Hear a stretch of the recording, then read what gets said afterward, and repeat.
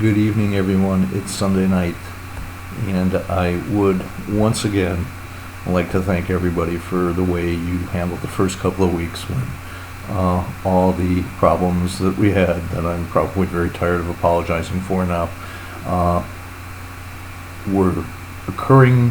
I think we got through them. Very rare instance when I've only been able to get into a course that late, and I really appreciate the work that everybody's done to this point, and I think we have finally struck what is probably going to be a normal rhythm for this course and for the remainder of the time we have together.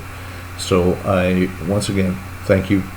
I'd like to make sure that you understand I appreciate what you've done, and I'm appreciating where we're going from here. Okay, back to now really the material, looking back at week 3 and what's coming up on week 4. Week 3 we really did, we were able to back up into week 2. Thank you very much for doing that. But the two issues were very, very related. It's how much business, the business aspect of sport impacts what's going on. And I think you saw some very interesting responses between just the small group that we had when we talk about the regulation of profit, the regulation of business, the demands that the leagues place on members, the demands that the business ownership places on a team, how things affect the whole picture of how operations are run. And this is very important for us to understand. I am your basic free market capitalist. I really don't believe in regulation of profits. I mean, your business, you stand and fall on your merits. But on the other hand, as a member of a league with responsibilities to other members of that league, then that picture may change a little bit, because teams do accept a responsibility to be an effective league member.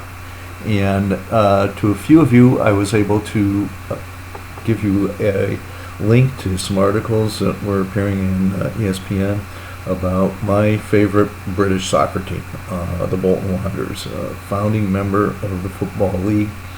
Not so long ago, they were in the Premier League. They've fallen on some hard times on the field.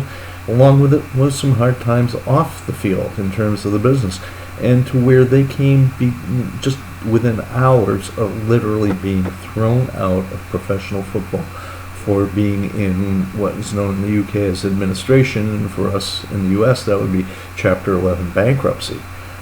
This is a case of the league considering that a founding member going back into the 1880s, was not upholding its responsibilities to the rest of the league.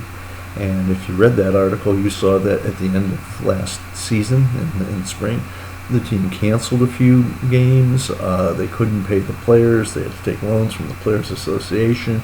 Canceling the games cheats the other team out of some gate revenue, things like that. It's a very serious situation. And they literally came within hours from being expelled from the Football League, which is the overall governing league of English football. And this is very serious. And some of you were quite shocked when I showed you the article. Wow, this is amazing. But that's how seriously people take the responsibilities of a team within a larger economic context. The other thing I was hoping you did understand, and I think we got a good picture of it and a good discussion of it, was when we worked on the concept of monopoly. Is professional sport at the highest level a monopoly? Well, I think you see how it fits into the overall entertainment picture.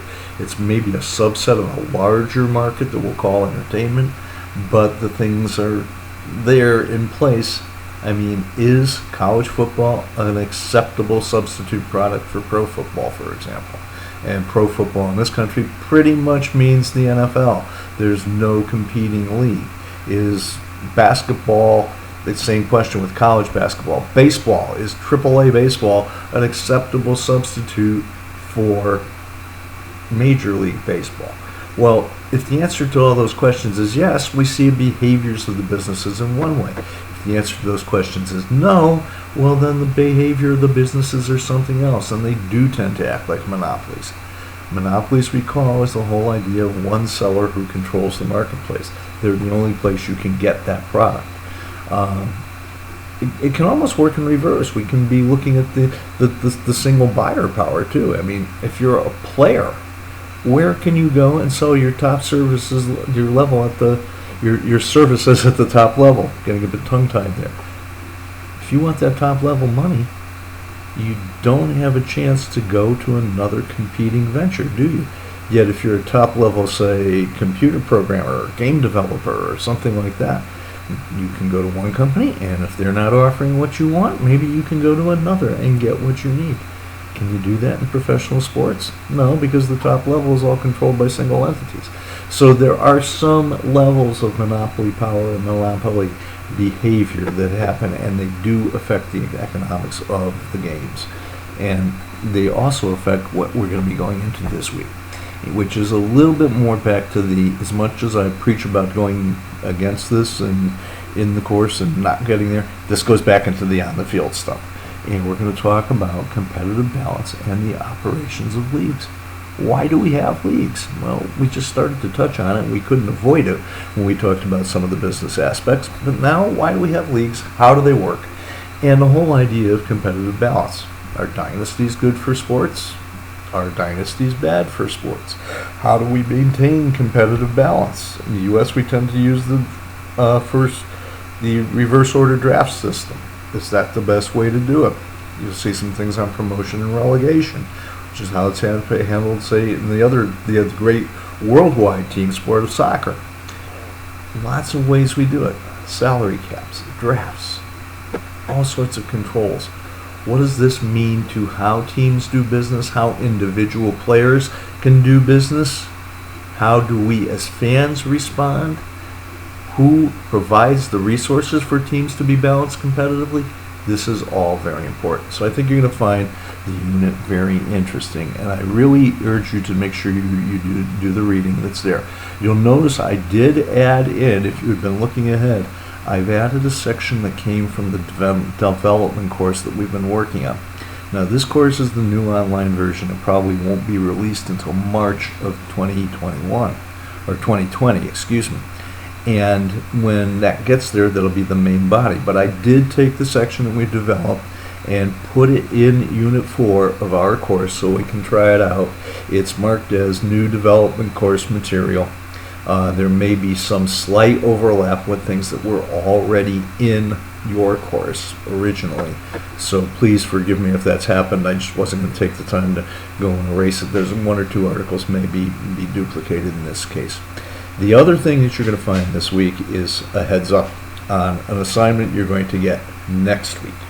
And to give you time to look into it and to start thinking about it and start understanding what we want, this heads up document provides you essentially the base level instructions for the assignment for week 5. And what you'll find what we're going to do in week 5 is you're going to have this assignment instead of a discussion. So this is something I want you to look at. This assignment has been used many times. It actually has the informal endorsement of an actual major sports team owner who said it was a really great question. So I think you're going to have fun with it. It's a situation that crops up just about every year, and if we were doing this course in the springtime, it would actually be sort of a live situation. So that's there for you to use.